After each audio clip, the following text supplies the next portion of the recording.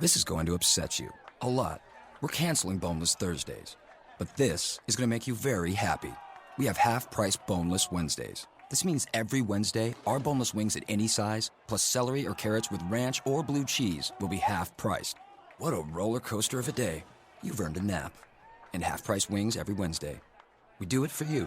Buffalo Wild Wings. Wings, beer, sports. Valid for a limited time. Prices and participation vary. Restrictions apply. Void where prohibited.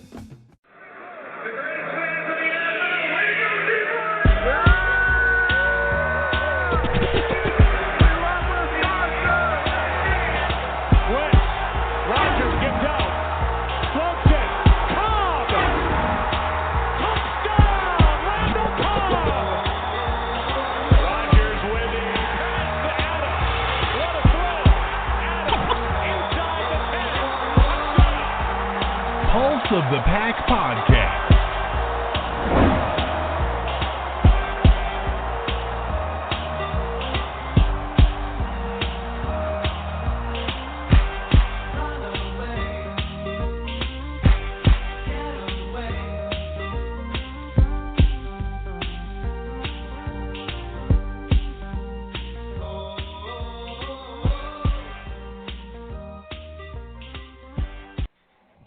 Experience the thrill of a Packers game at Lambeau Field? If so, be sure to get your game tickets from the longtime trusted source in Wisconsin, Ticket King. Visit their locations in Milwaukee and Green Bay, or just go to their website at ticketking.com. Again, that's at ticketking.com.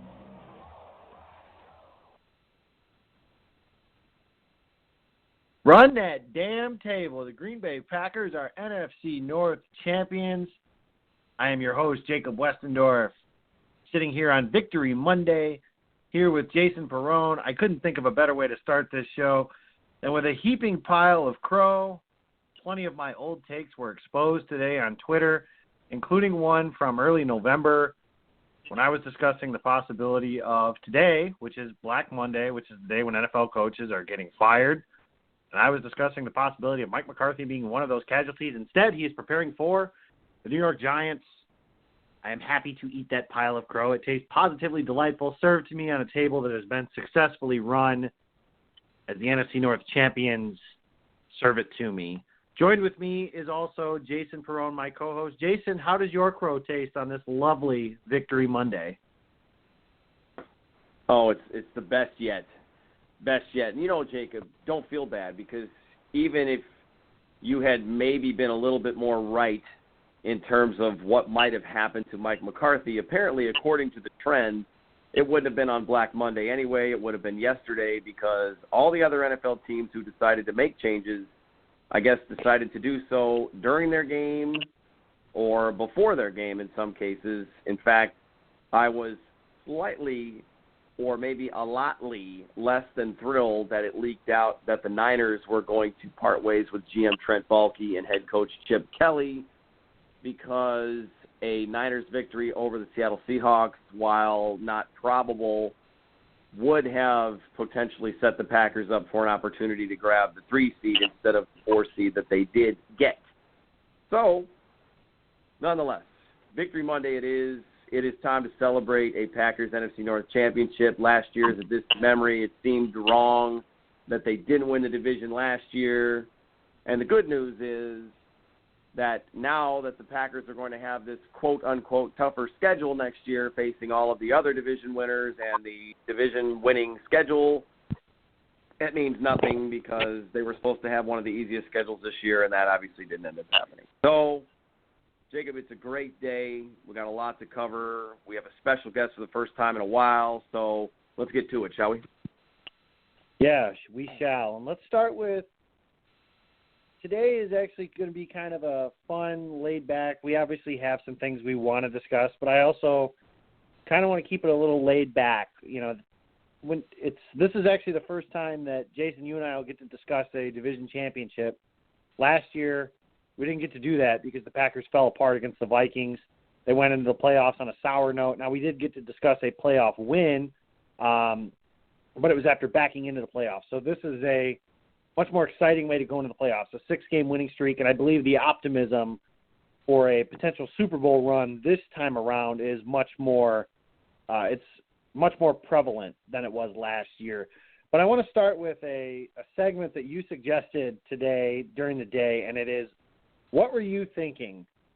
And I have to start with I got to start with a couple things. First, some of the luster of this game was lost a little bit because it wasn't win or go home the way it was potentially built up to be. A lot of people expected the game to be win or go home because the New York Giants were not going to play a lot of their guys against the Washington Redskins. And people thought the Redskins were going to take care of the Giants and essentially, barring a tie between the Packers and the Lions, clinch a playoff berth, and the Packers and Lions, only the winner would make the playoffs. Well, then Kirk Cousins threw an interception to essentially seal the deal for the Giants to win the game. And the Giants did a magnificent job of trying to hand the game to the Redskins in the second half. It was 10-0, and the Giants essentially didn't even try the entire second half. Their whole second half drive summary outside of one was 3 plays and a punt until their last drive where they ended up kicking a field goal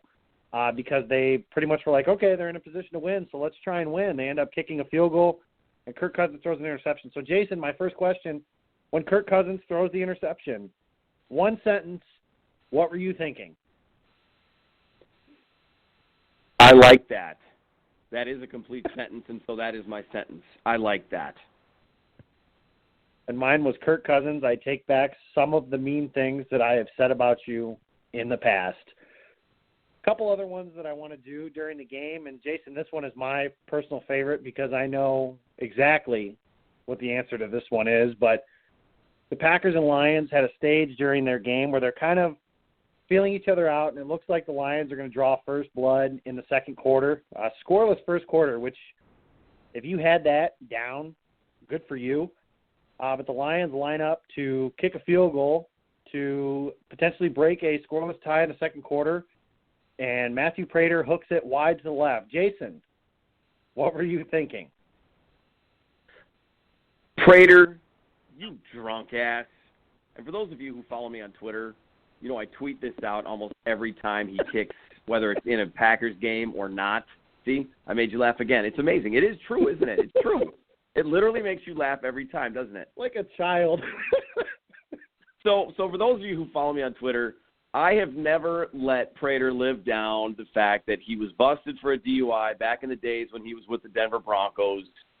And then when he became a member of the Detroit Lions and was in the division and with the division rival, I decided that was going to become my tagline each and every time he lined up to try a kick. Now, to his credit, Prater has actually been one of the better kickers in the division, in the league.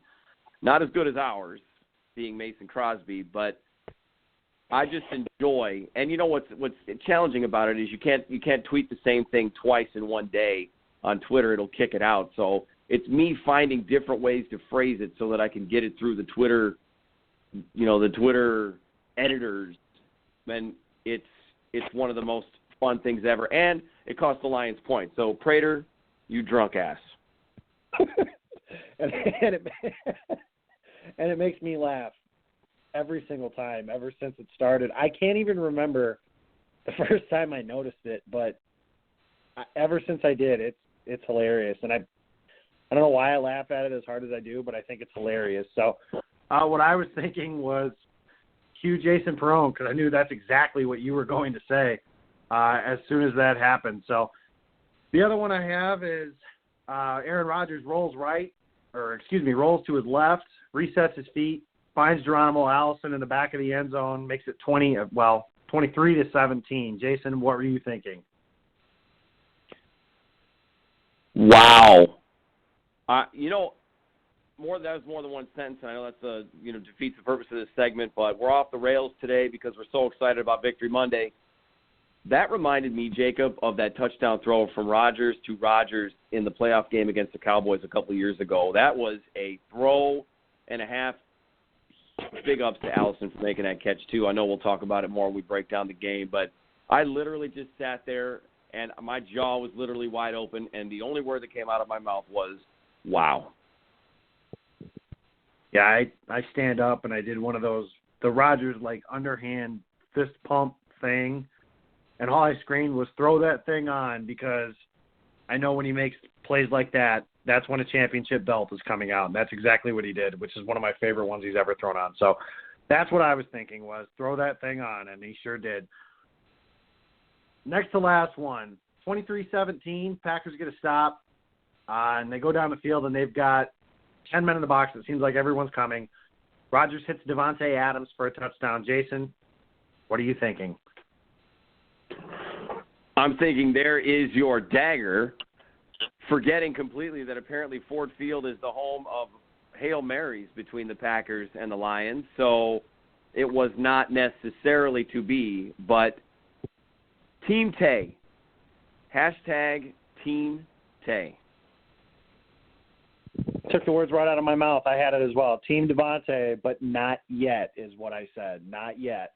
Because I saw the Lions still had one timeout, and I know Matthew Stafford is the king of comebacks. And yeah, it's kind of a joke, but maybe my guy Jim Bob Cooter and Matthew Stafford has us right where they want us. Last one, and it's not necessarily the Hail Mary, but Micah Hyde gets an interception in the corner of the end zone. Jason, what are you thinking? Anytime Micah Hyde gets an interception, it's like the cherry on top of the whipped cream that's on top of the ice cream that's on top of the first layer of whipped cream and the cherry on top of that. So I was thinking there again is another dagger, Micah Hyde. And I was thinking, there it is, we did it. And I always seem to have those moments in a big game when you know the Packers have won, and that's what it was. I put my hands on my head, and that's all I said. We did it. We ran the table. We won the NFC North. We won 6 games in a row. We went on the road. We beat the Lions, whatever way you want to say it, but that's all I could say. We did it. And the other running joke I have with another one of my friends whose name, ironically enough, is one of the worst players in the history of the Green Bay Packers, and that's Brad Jones, is whenever Micah Hyde makes a play, the game is over. And that joke kind of came to life in 2014, and it kind of came when he was returning punts for touchdowns. So one of them came that year against the Eagles. That made it 17-0. And another one that year was when they were playing the Lions in a NFC North title game. That year the Packers got a first-round bye because of that. And he returned a punt for a touchdown to make it 7-0. And I was like, well, the game is over. So Micah Hyde makes an interception, and the game is over. So there you go. We kind of cheated and went off the rails a little bit. But, you know, anybody who listens to this show pretty regularly, we can't keep things to one sentence. So that's what we were thinking throughout the day. Jason, let's start with the game, and we really can't start anywhere but the guy who said 6 weeks ago, I think we can run the table. And let's just recap real quick. At the time when Aaron Rodgers said, I think we can run the table, they were 4-6.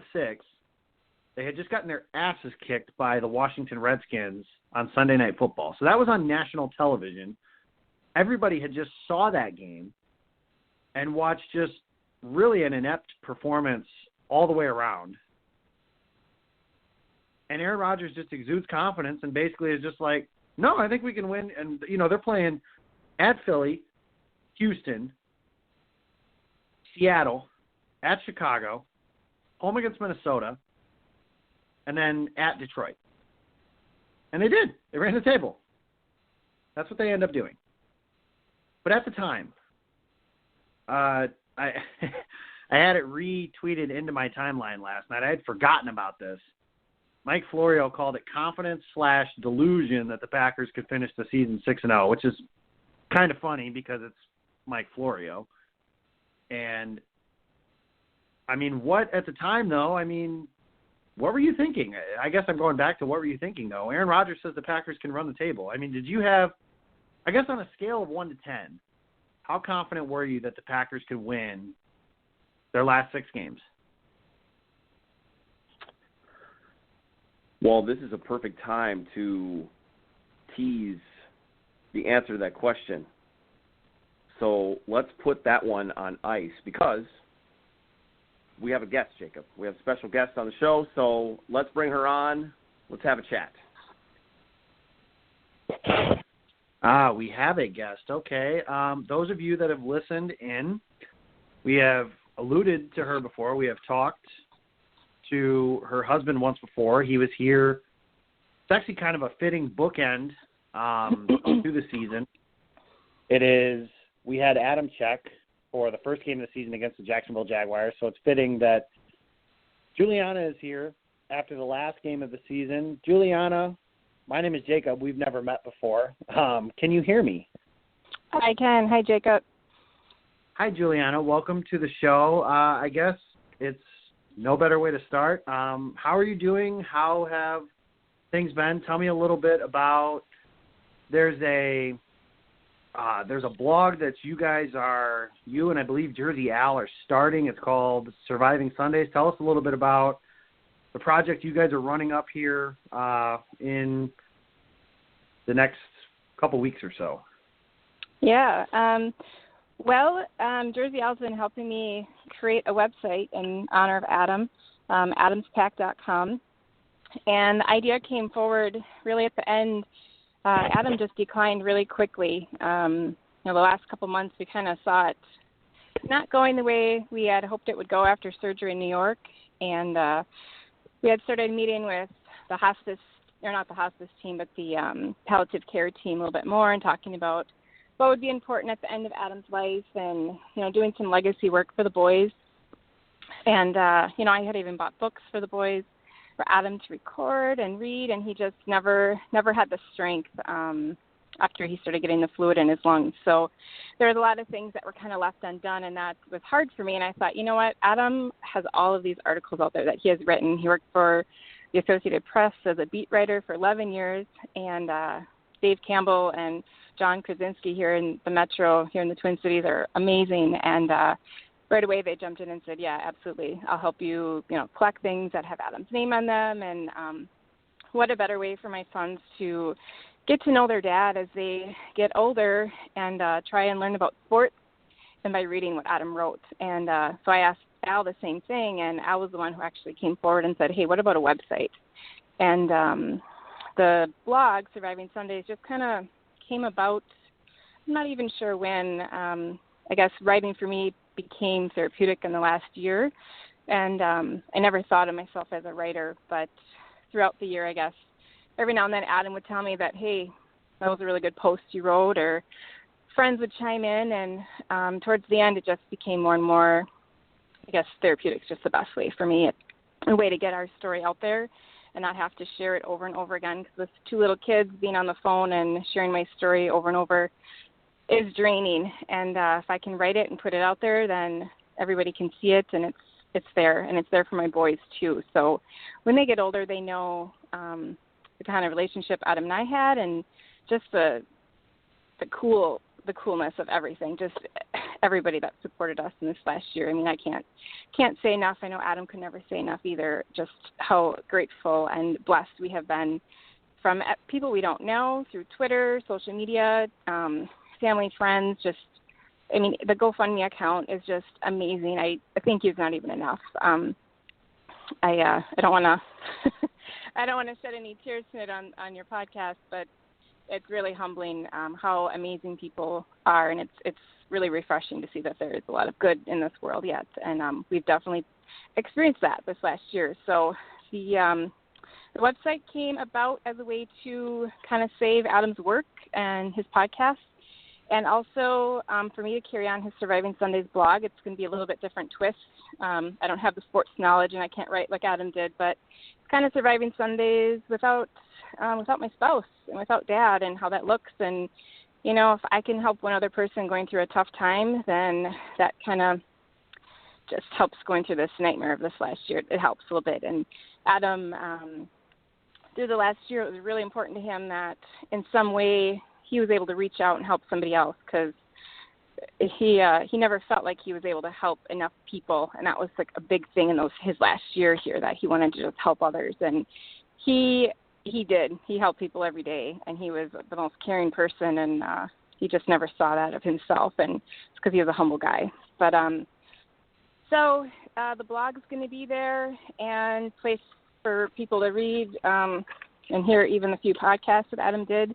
So that made me just feel so much better that that's going to be there for my kids as they get older to hear Dad's voice, because we have one book that's been recorded, and that was before his first surgery, but that was really for Ed. And so it's important that Reggie, you know, he'll be 8 months tomorrow, so he'll know Adam through what everybody else shares for stories. And that'll be one other part of the website that I want to include is for people that knew Adam, whether it be through Twitter or work at the Corn Growers Association here in Minnesota, USDA, family, friends, to leave their stories of how they knew Adam and funny stories about him and work that he did, and, you know, things that Adam never talked much about his work. When he came home, it was, you know, family time. So I really had to pry out of him what he did at work.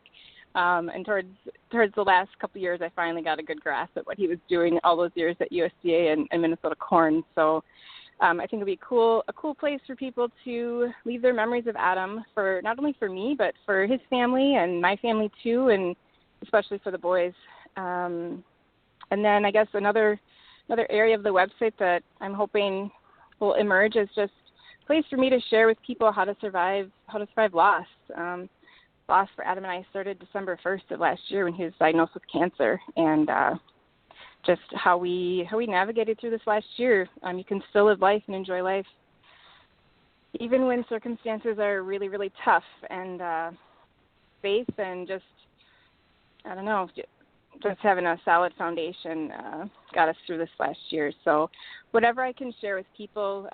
Prior to being a stay-at-home mom, I worked in helping people navigate the healthcare system, and so that's, you know, a piece of it too. Just however that'll unfold in this next year, 2017, will be exciting for me to try and give back and help other people, you know, with their own healthcare, with maybe it be parenting or whatever. I've a few more opportunities have come up for me too to share, I guess, from a parenting aspect and stay-at-home mom aspect, how I've managed to juggle this last year with being pregnant and having a baby and having a toddler at home. So in the next couple of months, there'll be a few more pieces of work from me out there, and I'm pretty excited to have that other opportunity to come up too. So that's the AdamsPack.com website that's coming up, and a huge shout out to Jersey Al and Jason too, and others from Cheesehead TV and the AP that are helping with this, because I'm pretty overwhelmed with life right now. So to have a hand and do this it's amazing, and I'm so grateful from all the guys that are helping me with this. Hey, Juliana, it's Jason. Yeah, that's it's been a pleasure to help. It's been great getting to know you, and, you know, you mentioned the writing, and, you know, I know we've talked about it offline, the incredible job that you did on the Caring Bridge Journal and just keeping everybody updated. Obviously, you know, twofold for me, because when I started following it immediately, as soon as we found out about Adam's situation, you know, and I remember where I was. It was actually the Detroit game last year, the Hail Mary game, and he had sent out some tweets, and that's kind of how I found out what was going on. And then the way that the Packers won that game, I think we were all kind of hoping that you know, that there was a sign in there, and then I know he wrote his article about his own Hail Mary, and kind of went on from there. The GoFundMe, you know, it's been, I've just been so proud of our support system and our network out there, of everybody who stepped up and supported that. So again, I want to thank our listeners, our supporters, and anybody else who's listening to the show here for their support. It's still open. I've got it pinned to my Twitter profile, so you can go on there if you haven't had a chance yet to support.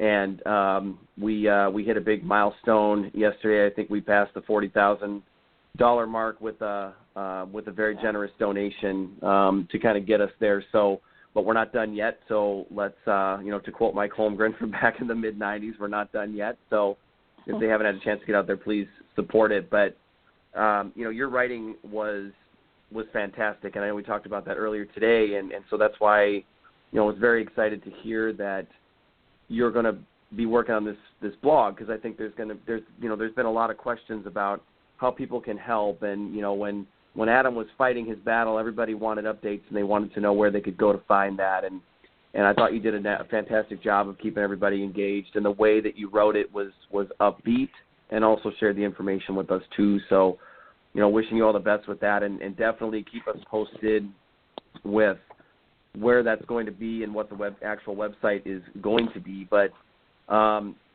moving on, I guess you've got a pretty cool trip coming up this weekend. So you want to kind of tell everybody about how this came about and what your plans are for this weekend, specifically Sunday afternoon, about 3:30 in the afternoon?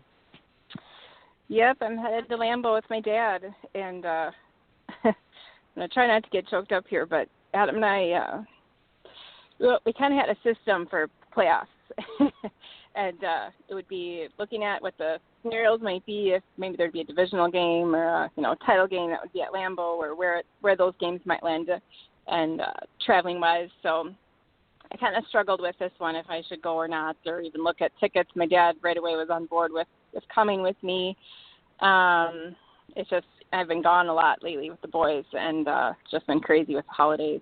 And a good friend of Adam's and a good friend of mine now sent me a message last night, not long after the game, and said, "Hey, I've got 2 tickets for you if you can make it to Green Bay." And my mom and dad live about an hour and 20 minutes from Green Bay, so that's not a problem. I know how to get to Lambeau with my eyes closed.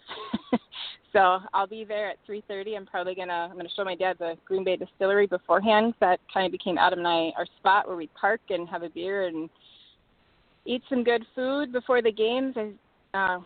Throwback weekend years ago, whenever that was, fell in love with that place. So shout out to them. That's a great bar to go to and easy in, easy out for parking. So I'm going to take my dad to his first playoff game and, hope for a win and hope it's a good game. And if not, I'm going to enjoy it because I know that's where Adam, he'd want me to be. So,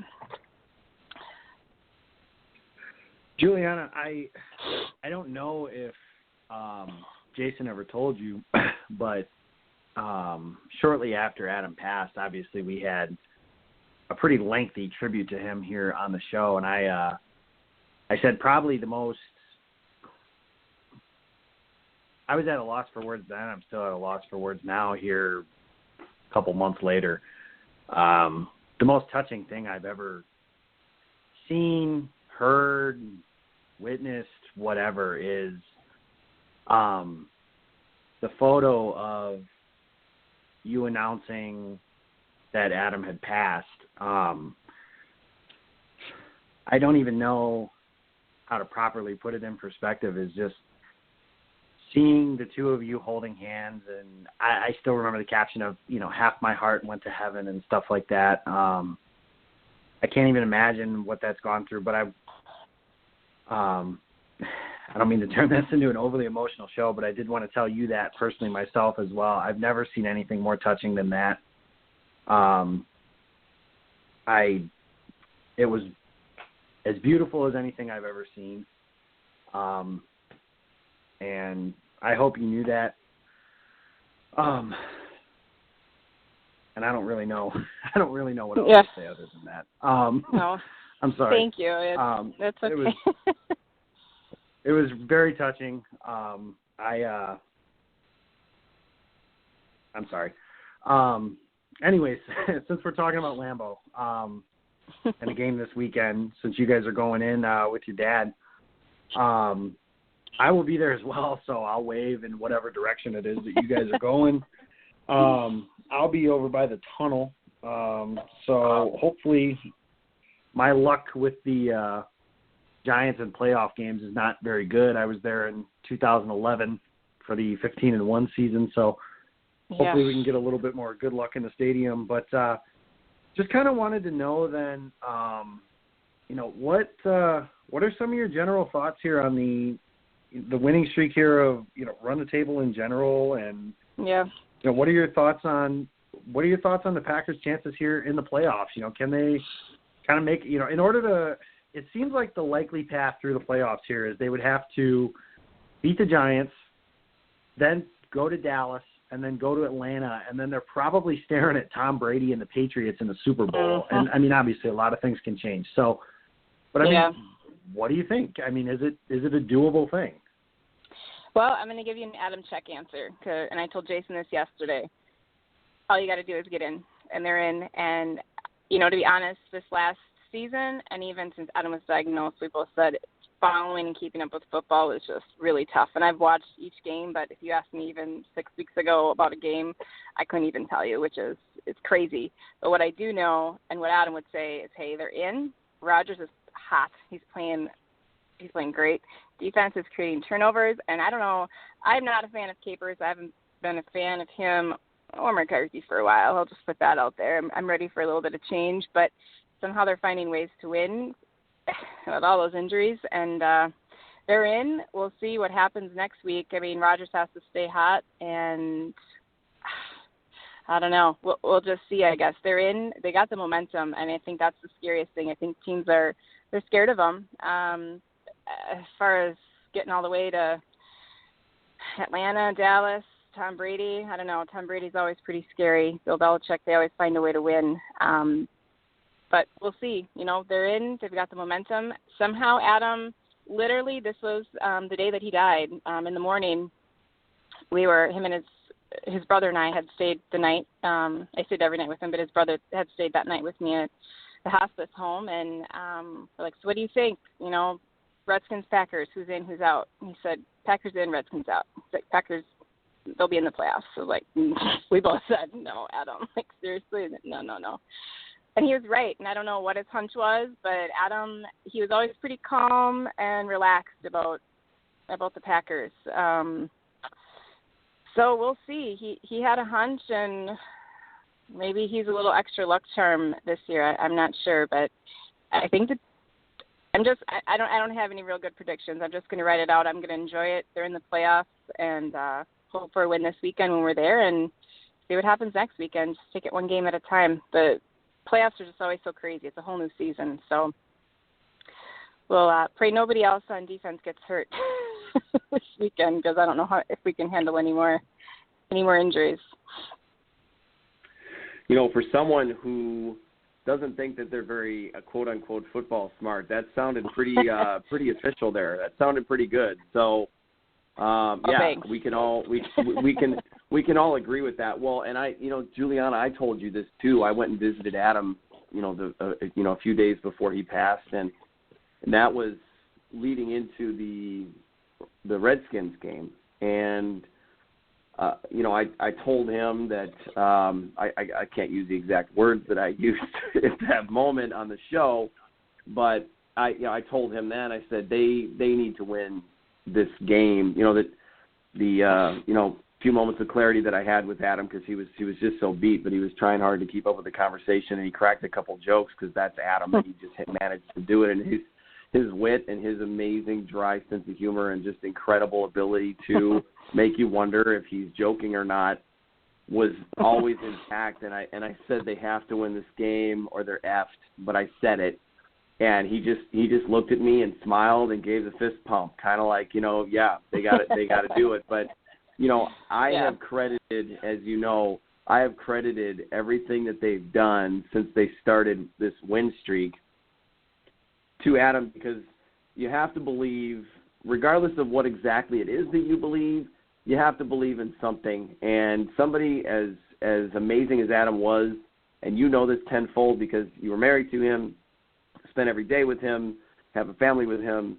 I had very limited interactions with him, but somebody like that has to live on always and forever. And so I'm just gonna assume that he's at Lambeau Field when they're at Lambeau Field. He's in the huddle when they're on the road. He's there. They weren't playing well against the Bears. I was freaking out. You were trying to calm me down. And so I kind of sent Adam out there to have a chat with the Packers. And lo and behold, Jordy Nelson catches his first deep ball of the year. So Jordy's just those playing are kind of how I think. out of his mind. Yeah. Well, and getting back to just your writing and some of the stuff that you've done to keep everybody, up to date with what's been going on, that's just a way that we can all stay connected through Adam and everything that he did and everything that he gave to us. And I know that, our listeners are going to really appreciate hearing your voice and really kind of hearing from you, because they all care about you and want to know how you're doing and make sure that you're doing okay. And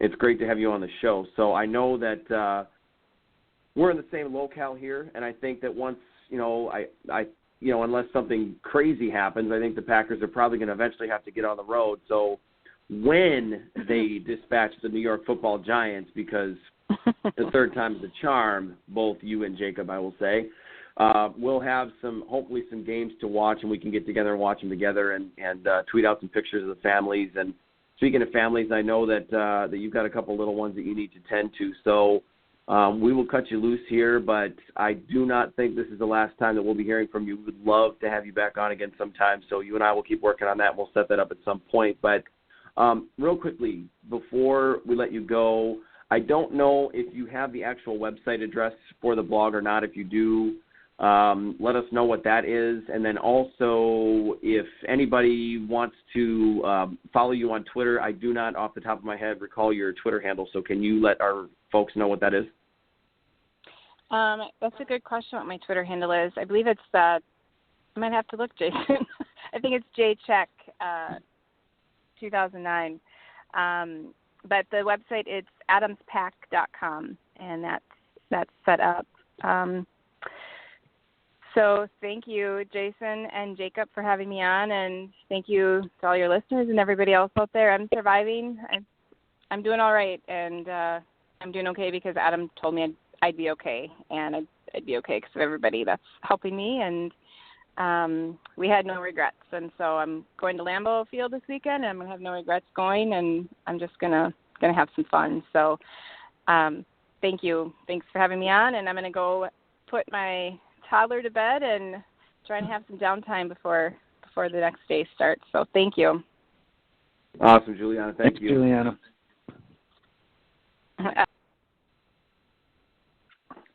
It's Juliana Check, the wife of Adam Check, our fallen friend. I want to thank her again for joining the show. Friend of the show, Juliana, you're welcome anytime that we have one of these little messes that we like to call a podcast. Jason, let's get back to the show. A little bit of breaking news I want to discuss. That's one of the great things I like about doing this show is we get some interesting stuff. First, I want to I know we were talking about the game, but something else that broke a little bit was Ian Rappaport had a report of a theory I proposed last year a little bit on the show, but it never really grew legs. And that was that Ted Thompson could get a promotion or demotion by promotion, kind of like what Kenny Williams has with the Chicago White Sox as a senior advisor role, and that Elliott Wolf could step in and take over as a general manager. Ian Rappaport reported that could be a possibility for the Packers this offseason. Well, now reports are that Elliott Wolf is going to interview for the San Francisco 49ers open vacancy for general manager. Also, the 49ers are going to interview Brian Gutekunst, and forgive me if I butchered that last name, the Packers director of college scouting. Both of those guys are widely seen as potential heir apparents to the throne of Ted Thompson, should he decide to step down at any time soon.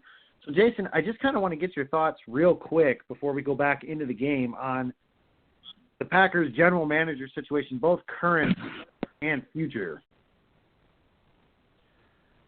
You know, I saw the same thing, and this is not the first and last that we're going to hear about all of this. The Packers obviously are going to be highly coveted in terms of their personnel because successful organizations often are.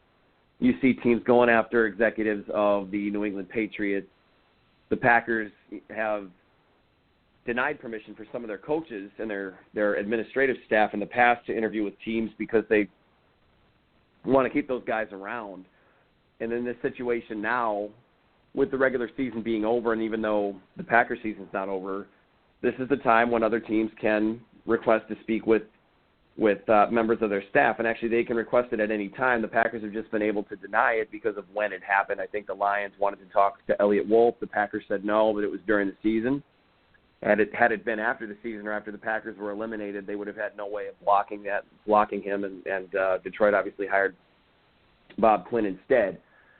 this is going to happen. And I think there's a very real possibility here that Elliott Wolf is going to be gone before he has a chance to step up and take over in Green Bay. I don't know if the Packers would step in, and maybe this is already part of the plan, is, you know, because we heard last offseason that the Packers have a plan in place and they know when Ted Thompson is planning on retiring or stepping back from being a general manager. You know, a lot of people have opined that he's never going to retire from the game because he doesn't have a family and football is his life, but he's a scouting guy, and so maybe he wants to give up some of the control to focus more on the scouting side and be more of a consultant to the Packers that way versus making some of the transactions and drafting and free agency and some of the other things that GMs have to do. And if they get in a situation where it's, hey, we're going to lose Elliott Wolf here, so we got to make this happen now, I don't know if that's going to happen or if Wolf is going to move on, because I listened to Jason Wilde shortly after yesterday's win talk about the fact that Russ Ball is also a possibility to maybe take over for Ted Thompson as GM if and when that day comes. So we've all been talking about Elliott Wolf. That's been the only name that's really been thrown around. I think everybody kind of took it as a foregone conclusion. But keep your nose on the news. Keep your eyes peeled, because we're going to see a lot more activity in the near future here with everything that's going on. But, you know, with these teams starting these transactions and starting with these changes as of yesterday, not even waiting until Black Monday, which is today, Monday, the day we're recording the show, things are going to happen fast and furious. So very interesting to hear, and I guess I don't know what to expect. I won't be surprised any direction it goes. I'm no Vegas bookie, and I won't pretend to be one. But here are my thoughts real quick. First of all, just my thoughts on the team they're interviewing for. I would not want to work for Jed York. The 49ers are, at this point, maybe the worst run organization in professional football in recent memory. Next year, they will have their fourth head coach in 4 years. They are paying $69 million to coaches to not coach for them. They told Jim Harbaugh to go away because he wasn't nice. They had Jim Tomsula hired. They fired him after 1 year. They had Trent Baalke hired Chip Kelly shortly after that, and then fired him after 1 year, and then they fired Trent Baalke. And Jed York is a disaster as far as an owner. So I see a bad organization that has completely fallen off the rails. So that is what I think as of right now. So I don't know if I would want to work for him if I were Elliott Wolf or Brian Gutekunst. At the same time, I don't know if I would want to wait forever if I were those guys. I don't know what Ted Thompson's timeline is. I don't know the accuracy of Ian Rappaport's report. Obviously, he wouldn't just throw that out there if there wasn't some validity to it. But minds can change, those kinds of things as well. Maybe Ted Thompson retires. I would bet right now that one of the three names I just mentioned will be the Packers general manager next year. I would bet that one of those guys, if Ted Thompson rides into the sunset, what am I trying to say here? If Ted Thompson rides into the sunset, I would bet it's like a 70% chance that Elliott Wolf is the general manager of the Green Bay Packers. And I would almost bet higher than that. That's what I think. So that's my thought on that. I tend to think that that'll happen a little sooner rather than later, just based on a few things that I've observed and heard and just some rumblings from some of the information I've gathered around the stadium. But that's nothing that I don't have any inside sources, anything like that. It's just kind of some general observations that I have. But that was an interesting bit nonetheless, that the Packers are allowing Elliott Wolf to interview, that he took the interview. It'll just be interesting to see.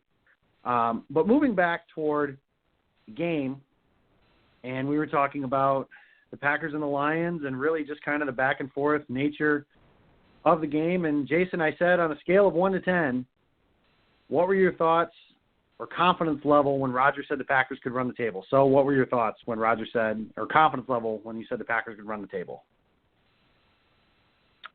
It was fool you crazy, whatever number that translates to, like a 1. I mean, we talked about it. When he said it, it was one of those things that, of course he's going to say that. And we said that on our show. Of course he's going to say that, and you want your players to think that way. You want your coach to believe in them. But there was nothing that was showing me that it was possible. It was the ultimate, we're going to run the tables. And it was basically almost kind of, at that time, there were so many questions about Aaron Rodgers and his demeanor and what was wrong with him. And he was jumping down reporters' throats in the locker room. They were asking about his ability to run the offense, for receivers to get open, all of the same narratives week after week after week. And we heard Rodgers kind of melt down in a way and say to these reporters, hey, you guys don't know what we're doing. You don't know what the play calls are. You don't know who's calling the plays. If you remember that rant, it's just the whole, I think we can run the table, or I think we have the talent to run the table. When he said it, I am one of those in the camp of that was not a prediction. It was not a guarantee. People keep using those words, and I know that I'm getting very technical here, and we're getting into semantics of what words mean. I didn't take that as a guarantee. I didn't take that, and even when he said relax, RELAX a couple of years ago, that wasn't any sort of like, hey, we're gonna go 12-4 and we're gonna come one epic bedwetting away from going to a Super Bowl. But I kind of blew it off when he said they might run the table. It's like, come on, you're going to win 6 games. You've got some really tough games coming up. At that point, the Vikings weren't total garbage yet, although they were definitely showing signs of weakness.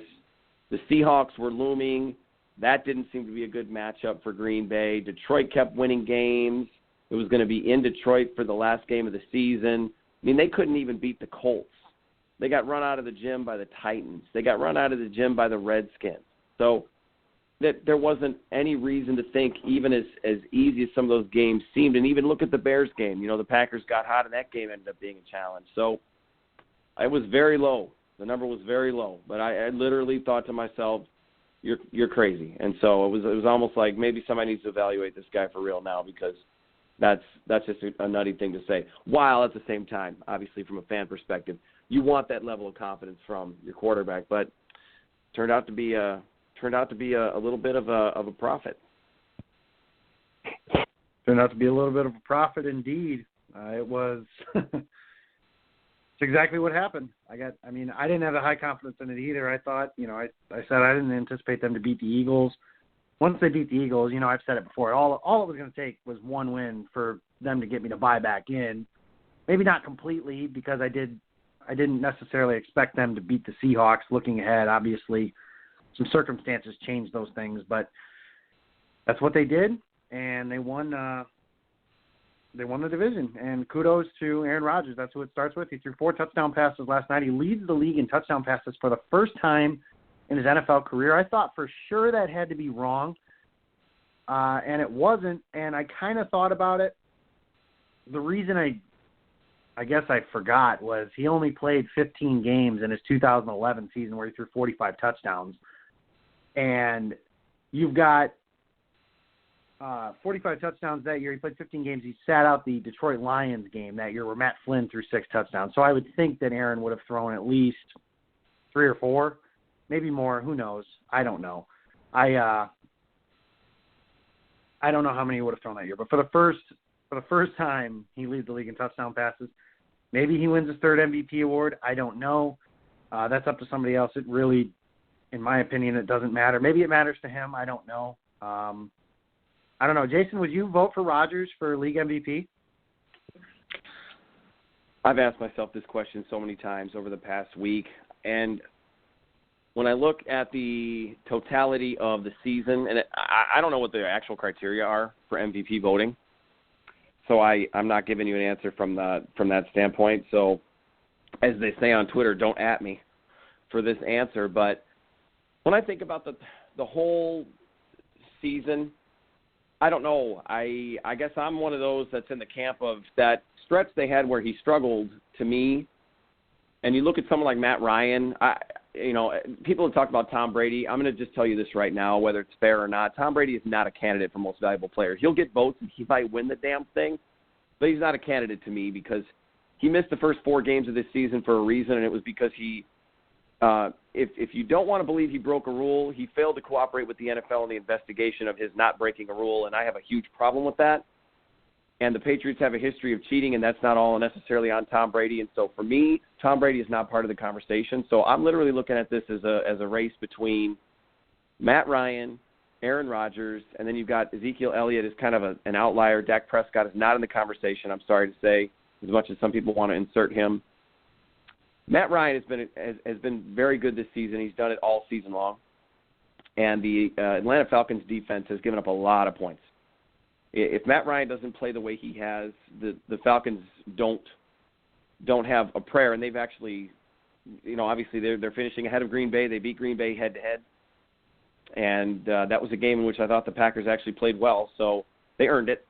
And so to me, I think it's Matt Ryan, but I think Aaron Rodgers definitely deserves at least to be a part of the conversation. So I know that won't be popular amongst our listeners or some of them, but that's just kind of the way that I look at it. But there's obviously no question Aaron Rodgers is the MVP of the Packers as he has been since he took over as a starter in 2008. But this season is going to go down as one of his best, and I have been blessed to be in the house at Lambeau Field for 2 of his best games this season, and that being the Seahawks and this last one to cap it out against the Minnesota Vikings. So hopefully he's got one more left in him for the home crowd this weekend. Here's my take on it is the term most, like everybody, if it was the most valuable player to a team, Aaron Rodgers would win every year because you've seen what happens when he's injured. The Packers are inept. That's just how it works. But that's not really how the award is given out. So the award really is given out to the player who has the best season, and more often than not, it's given out to a quarterback. You have some exceptions to that rule. You got the year where it was given out to Adrian Peterson not too long ago. And I think that's the only time it's been given out to a non-quarterback in my recent memory, unless I'm forgetting somebody. But here's my thought is, has Aaron Rodgers made a case for himself? Absolutely. Did he lead the league in touchdown passes? Yes. He had a great start to the year. I know my guy, Justice Mosqueda, has been making some great points on the Twitter timeline today, and he's been really all over the place. But you can't, in my opinion, you cannot just read the box score. And I've said that a million times. Jason, you mentioned some guys. Tom Brady, to me, he's great. In my opinion, he's one of the 3 or 4 greatest quarterbacks of all time. Not a candidate to win the MVP, in my opinion, because he played 12 games. And, I know he might get some votes and he might win the thing. Some people may not disqualify him for that. I'm going to. And maybe that's not fair by me. I don't know, but that's how I'm voting. You mentioned Dak Prescott. My opinion is if you have another player on your own team that can be in the MVP conversation, and Dak Prescott does, that's Zeke Elliott, then you can't be in the MVP conversation. Not only that, I'm also a believer that if Dak Prescott wears any other helmet, we call him a game manager. That's going to be considered a hot take by some people. I don't care. Dak Prescott's done some really good things, and I also think he's in a really great situation. I don't see an MVP candidate out of Dak Prescott. But my MVP candidates, Jason, you mentioned, I got Matt Ryan, and I've got Aaron Rodgers. And I got to give the nod to Matt Ryan because I thought he was more consistent throughout the season. Matt Ryan has the highest scoring offense in the NFL. And Aaron Rodgers had some clunkers early in the season, and Matt Ryan didn't have those. And that's why it's not going to be a popular answer. Is Matt Ryan a better quarterback than Aaron Rodgers? No. Would I rather have him than Aaron Rodgers? No. Not saying that at all. But the MVP award this season, absolutely. There's advanced metrics and stuff like that. You can find those on your own. I don't really have time to go through all those because we're running out of time on this show, believe it or not, because we got a lot of stuff we still have to talk about. But my vote goes to Matt Ryan. So, Jason, I'm going to move on. We got to do the Adam Check Ticket King of the game from the Lions game. Real quick, want to go through this. I have mine. Obviously, I think we can both safely say the ticket king of this game was Aaron Rodgers, but I have a couple guys I want to give some honorable mention to, and it's a couple guys that I've given a lot of criticism to over the last couple of years. The first one is Micah Hyde because, listen, Micah Hyde does a lot of things for this defense. I don't think he's anything special, but, you know, he plays a little inside, a little outside. He plays in the box. He plays deep safety. He returns punts. He does whatever. He has the game-sealing interception. They asked him to play outside corner, which is something that's probably the worst thing they could ask him to do. Instead, he makes an interception. Probably could have been called for a pass interference, but Golden Tate was initiating contact as well. Makes the interception. And the other one is Dom Capers. And listen, before you come at me with your torch and your pitchforks, I still believe Dom Capers should be relieved of his duties after the season is over. But the Packers still went into this game. Quentin Rollins gets hurt. By the end of the game, Mike McCarthy said they only had 3 defensive calls that they could make because of their situation in the secondary. The way Ross Uglum put it, I thought was perfect.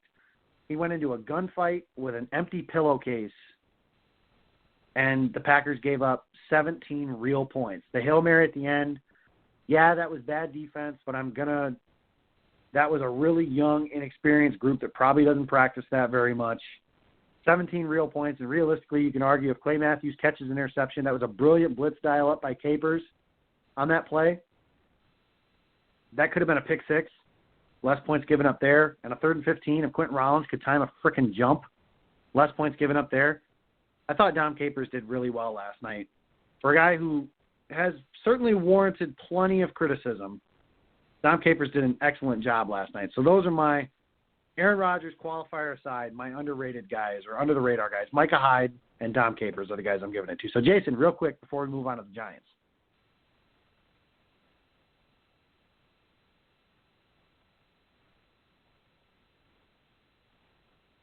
Jason, did I lose you? No, I'm still here. I didn't know if you were gonna throw out the Ticket King of the Game moniker or what we were doing. If we're doing Ticket King of the Game, I'm actually gonna go with the Ripper, Aaron Rivkowski, and Geronimo Allison. I'm gonna give them co-Ticket Kings of the Game because when you get to this point of the season, it's about guys stepping up and playing above their heads and doing things that they haven't done, but they're doing it on the biggest moment, the biggest stage possible. And those 2 guys couldn't have been more important to last night's victory. It's Monday. We're recording this. I'm talking about Sunday's game against the Lions. Aaron Ripkowski with a receiving touchdown and 61 yards on the ground, and they were key in kind of keeping the offense going early on when Ty Montgomery was kind of getting bottled up. It seemed like Detroit had a pretty good game plan for him until later in the game when Montgomery started churning out some yards on them. Anyhow, and Geronimo Allison only had 4 catches, but all 4 of them seemed to be critical, and he has been making those types of catches all season long, down the sideline, by himself, open, finding a soft spot in the defense, or I don't know if defenses are just not covering him because they don't know who he is, but they best figure that out quickly because he has stepped in and filled in admirably for Randall Cobb these past couple weeks and had the big touchdown catch, which – you know, the throw was more impressive, but the catch was a very close second on that touchdown grab that he had. So I'm going with the Ripper, and I'm going with Geronimo Allison, and I'll give an honorable mention to Mike McCarthy simply for that and fantastic bootleg call on 3rd down with Aaron Rodgers running around the left side to pick up a big first down. We give Mike McCarthy a lot of flack for his play calling sometimes, possibly his best call of the season. Yeah, Mike McCarthy did a phenomenal job last evening. I thought overcame some very, very poor play by his team in the first half, but that is over. It is done. The regular season is over. It is now time for round 3, if you will. The New York Giants are coming to Lambeau Field again. They've come here twice in the past in the playoffs. One was in 2007 and one was in 2011. We know how both ended. We don't need to rehash it. Because let me get this out of the way. Jason may tell you differently, and I'll let him speak as if it does matter. But it doesn't matter. The Giants won here in 2007. That was 10 years ago. That game was quarterbacked by Brett Favre. He's not even the starter anymore. He's in the Hall of Fame now. That means he's been retired for at least 5 years. He hasn't played in Green Bay in 10. Doesn't matter that the Giants won here 10 years ago. It doesn't matter that the Giants won here 5 years ago. There's almost nobody on this Packers team. There's so few guys on each team that were even in those games. The Giants don't even resemble the same team that they were in 2011. And for everybody, you'll hear this narrative all week that the Giants are getting hot at the right time. Jason, how many games in a row do you think the Giants have won without looking? Well, I know it's one, and I also know that their offense has not been. Yeah, it's one. I know the answer to that question because Mr. Historian here and Mr. History Matters has done his homework already. But I can tell you right now, and you already alluded to it, the offense that we saw and the way the Giants have been playing, to me, if that's hot, then I don't know what you call the Packers. Exactly. That's my point. Is last night I heard Tony Dungy talking on Sunday Night Football before the game. He's saying the Giants are hot and they always get hot at the right time. And to me, listen, I like Dungy. He seems to be a very great man. But come on, man. Like, that's just lazy. Like, they've won one game in a row and they just got dusted by the Eagles in Philadelphia. And the Giants looked putrid doing it. Like, no, they're not red hot. Now, can the Giants come in and beat Green Bay? Absolutely, they can. But they're not going to do it because they're the red hot team. And if the Giants are red hot, then, yeah, like you said, I don't know what the Packers are. So let me get this out of the way. The Giants are not red hot. The Packers shouldn't worry one bit about 2011. They shouldn't worry one bit about 2007. This game's not about revenge. It's about beating the Giants. So, Jason, let me start. Let's break down this game. It's 2016. 2017 now. Happy New Year to everybody. What player on the Giants scares you the most? I've thought about this, and I could go with the easy answer of Odell Beckham Jr., but Packers have done well against studs of late. I mean, Julio Jones, they did well. They didn't have Quentin Rollins or Demarius Randall in that game. So I'll let that go, and I won't pick Odell Beckham Jr. I'm going to go with, because I am one of those that says history matters a little bit.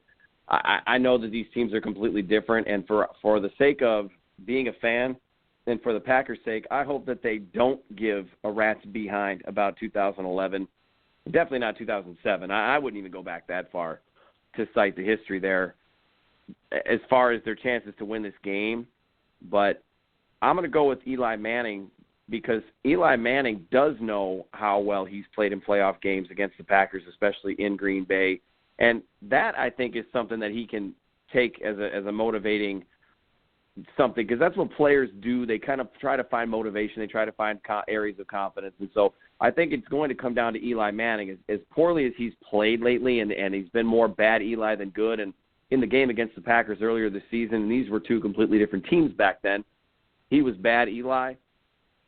I still think if they don't get a pass rush on him and they can't get to him, and obviously, the defensive scheme that they employed in that playoff game in 11 was awful, because the defense was completely different. And that Packers defense was not good at all. They were worse than what we've got right now, even with all the injuries. They were giving up so many yards. They chose to drop so many guys back in coverage and only rush two.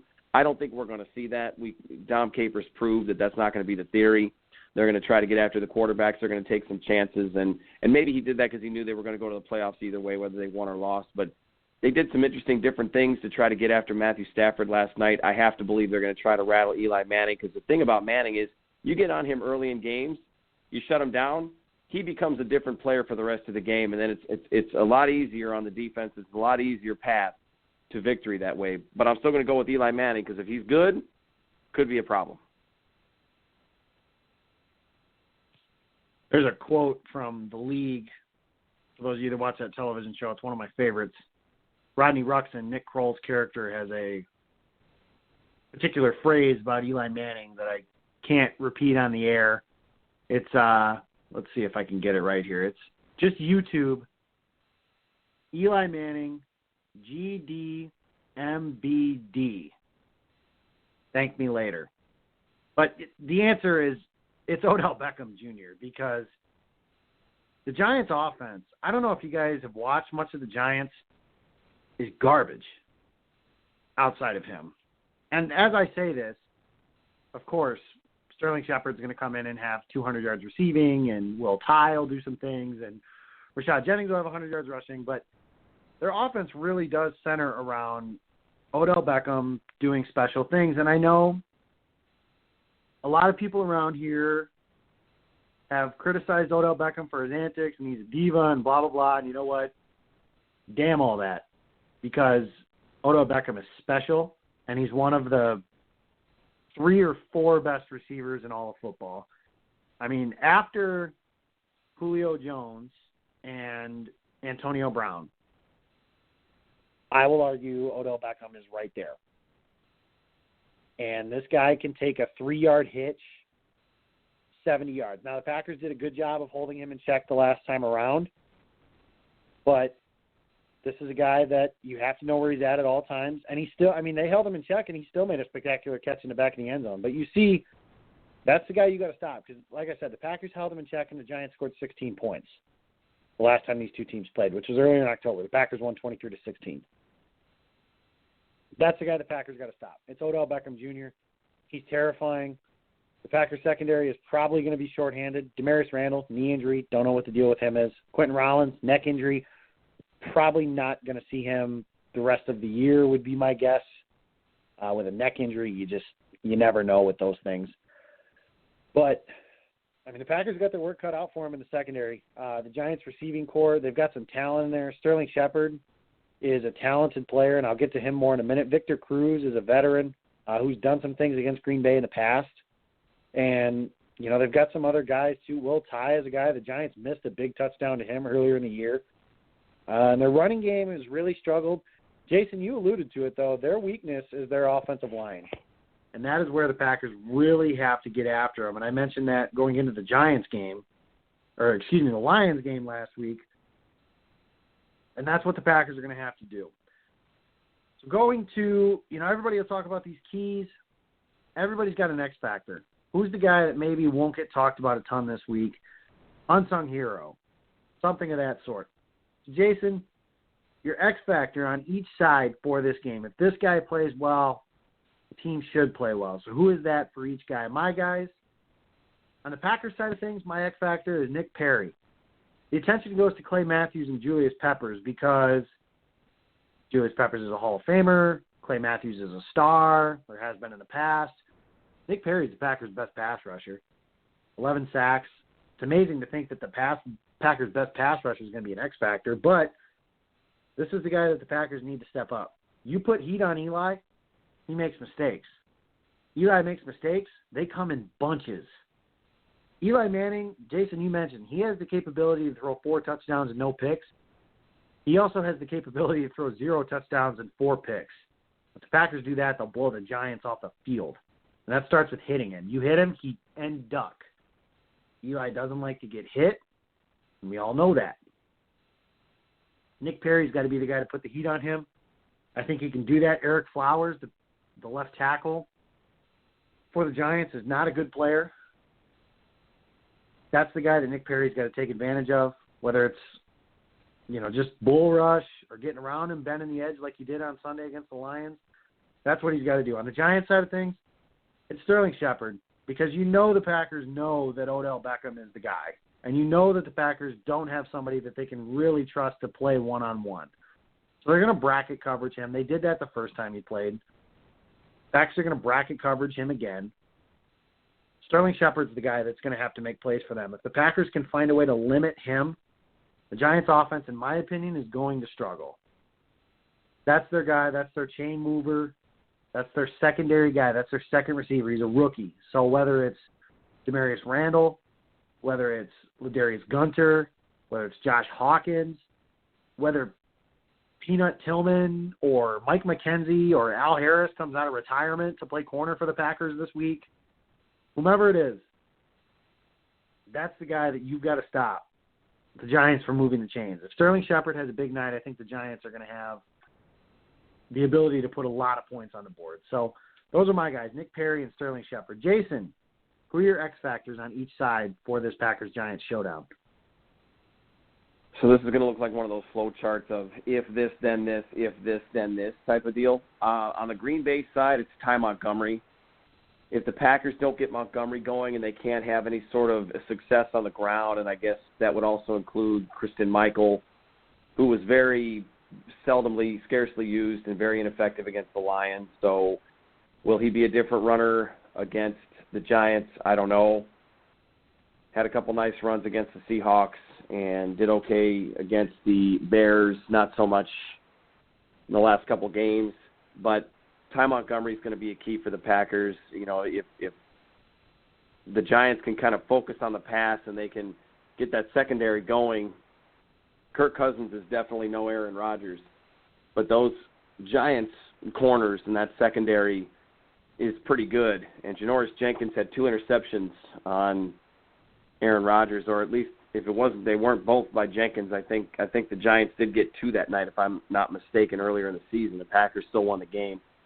But Ty Montgomery is going to have to find some production on the ground so the Packers can eat the clock, move the chains, and play a little bit of keep away and try and keep their defense fresh.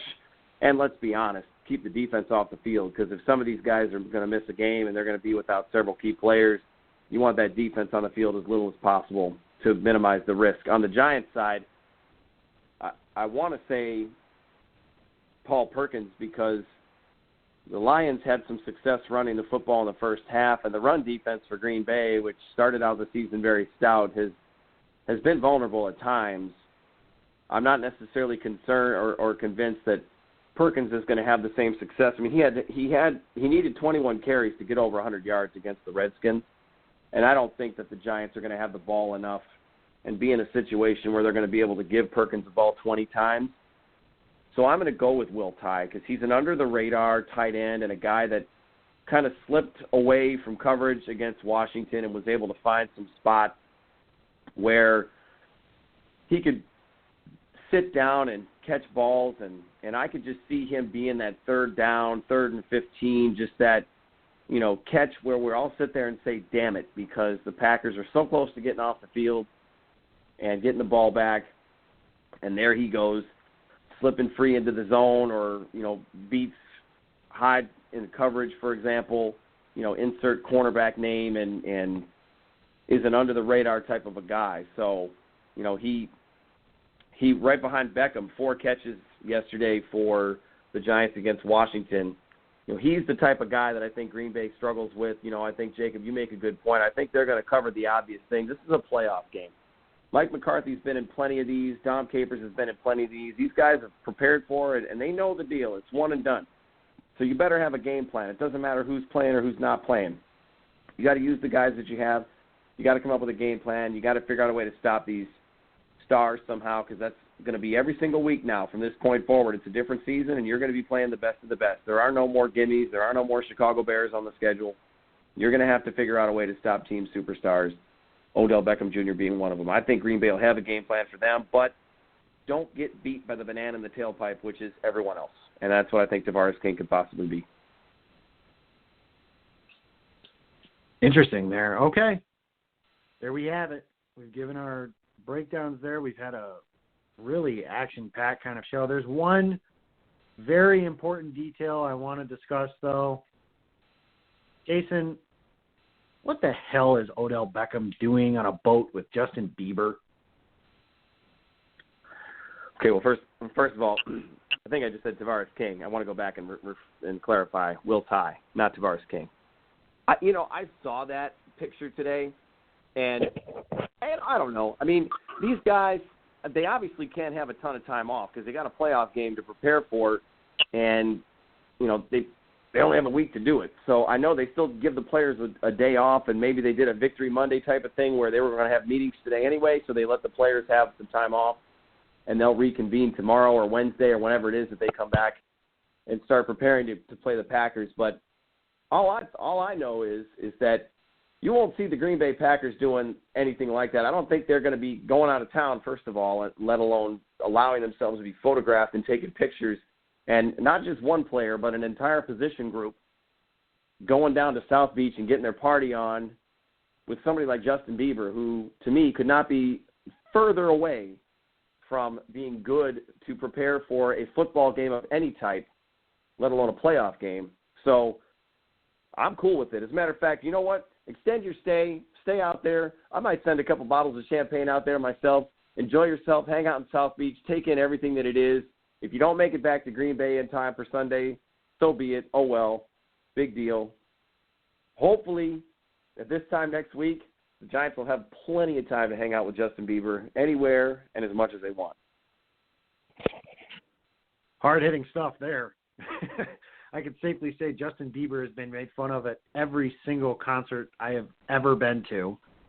And all I could think of when I saw that was, seriously, what the hell are you guys doing? Like, okay, you guys want to go to South Beach on a day off, fine, whatever. I have confidence that those guys are professionals. They'll be ready by the time Sunday hits, whatever. But Justin Bieber, like, I just don't get the appeal. I never have. I don't understand him. I just don't. That's all I got. So, anyways, moving on. Packers-Giants, it's a 3:40 kickoff. The Packers will be the home team because they're the NFC North champions. They've played the Giants earlier this season. They'll be looking, the winner will know where they're going. They'll either be playing the following Saturday against Dallas, or no. I'll have to look at that. I don't know. I'm sorry. The dates have slipped my memory from yesterday. They'll either be playing in Dallas or Atlanta, and they'll know where they're going by the time that game starts because the previous night's game between Seattle and Detroit will have gone final by then. Jason, real quick before we get through, and we have a little bit of time left, so make this very quick. Who are your wild card picks for the weekend? I like Pittsburgh over Miami. I like Houston over Oakland. I just can't see Oakland winning without their quarterback. I think they're a better team, but I just can't see it. And I like Detroit to beat Seattle. And that's kind of my only shot call of the weekend. But those are my three real quick. So who are your three picks for the games other than the Packers? I got Pittsburgh and Houston in the AFC as well, and I just think Seattle's too tough at home. Detroit's playing well, but they're not ready to win a road playoff game, so I got the Seahawks winning that game. That's the only difference that we have is you've got Seattle and I've got Detroit. So I'm calling my shot right there. I've got Detroit.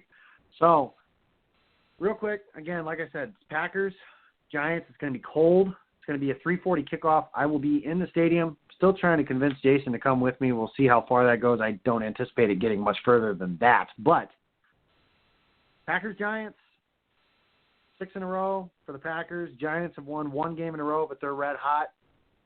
Packers are going to be missing some of their guys on defense. We kind of knew that already. The Giants have a lot of good wide receivers. They have Eli Manning, who's played very well in the playoffs. His record, if you go into quarterback wins and losses, is 11-3, 2-0 at Lambeau Field. Aaron Rodgers is 0-1 against Eli Manning, if you want to go with that in the playoffs. The Giants have a secondary that matches up well with the Packers wide receivers, and they have a pass rush that can do some good things. But I can't do it. I can't pick against this team. Something feels different. Something feels special about this particular unit. I just can't see them winning 6 games in a row to win this division, only to break down and lose to what I believe is an inferior team in the New York Giants. I think the Packers exercise that Giants demon. I think the Packers can score enough points, and I think they can get enough heat on Eli to get their hand on a ball or two, and I think they'll actually catch the ball this week, which they didn't. Shame on you, Clay Matthews. I think they'll catch the ball this week, get a couple turnovers. I don't think the Giants will be able to get those. The Packers take care of the ball, which they didn't do earlier in the season, which is really the only thing that saved the Giants from getting blown off the field. I think the Packers take care of the ball this week. I think they beat the Giants. I like them to win 30-20 at Lambeau Field for the first time in a long time, it seems like, to beat the Giants at Lambeau Field. So I like Green Bay to win and move on. In my scenario, they would be moving on to play the Atlanta Falcons. So, Jason, Green Bay or the Giants again? Who do you got? I picked the Packers in the Detroit game because they were the hot hand coming in. I didn't really necessarily know how totally confident I was. It turned out to be right. I'm sticking with the hot hand. I'm going with the home team, Green Bay. I got 30-24, and I think that last score for the Giants is going to come late, and there's probably going to be an onside kick try. And so, okay, I'm not going to go the historic route with the Packers who struggled against the Giants in the playoffs. Oh, they're in trouble again. But I am going to go with the Packers have had to recover way too many onside kicks this season, and so it would only make sense that they would need to recover one more to exercise a huge demon in the New York Giants in the playoffs and move on. in my scenario, to face the Dallas Cowboys in Dallas, which is another historic road playoff problem that the Packers have had. But they faced some incredible odds when they were 4-6 and had to essentially win every remaining game in order to get to where they're at now. It would only make sense that their path to a potential improbable and magical Super Bowl would include every single difficult and historic problem that they've had along the way. But they get it done at Lambeau Field, and Juliana gets one heck of a show to watch as the Packers take out the Giants and get a big victory for, not only for her, but also in memory of Adam Check, because I do believe in miracles. Do believe in miracles indeed. And that will do it for today's show. Be sure to check out PackersTalk.com for all your latest Packers news and podcasts. Follow the show on Twitter at PackerPulse. Follow me personally at Jacob Weston, or follow Jason at Jason Perone. I want to thank our friend Juliana Check for joining us on the show. For someone who says she doesn't know a whole lot about sports, she sure did talk about football with us for quite some time. Thank you, Juliana, again for joining us on the show. We appreciate it. You are welcome. Anytime. Packers-Giants this weekend. They ran the table. No more in the no more lagging. They got 6 in the wagon. Now they got to win 4 more. 16 quarters to get to the Super Bowl. It starts with an old foe, the New York Giants. Jason, you mentioned having to exercise every demon. Well, then maybe the Seahawks are going to win this weekend. They'll have to beat the Giants, then the Cowboys, then the Seahawks. And then I guess the Denver Broncos aren't going to make the playoffs, so we won't know on that. But interesting stuff here. I want to thank you guys for listening all regular season long. I hope it's been entertaining for you as it has been for us. It's been a great season. Enjoy this for the rest of this week. The Green Bay Packers are NFC North champions. Want to thank our sponsor, Ticket King. There is one more home game, guys. It is guaranteed. Go in, grab your tickets, meet me in the stadium. I will be there. I am making my return to the stadium this weekend.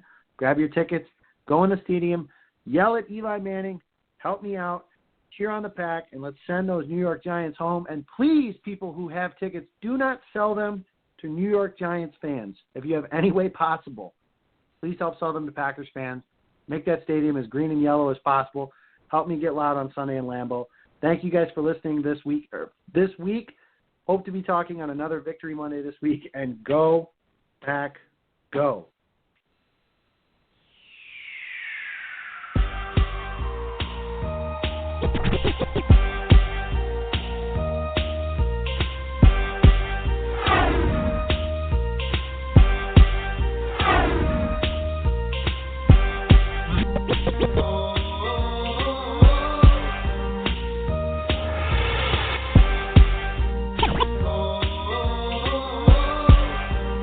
Pulse of the Pack Podcast. Do you want to experience the thrill of a Packers game at Lambeau Field? If so, be sure to get your game tickets from the longtime trusted source in Wisconsin, Ticket King. Visit their locations in Milwaukee and Green Bay, or just go to their website at ticketking.com. Again, that's at ticketking.com.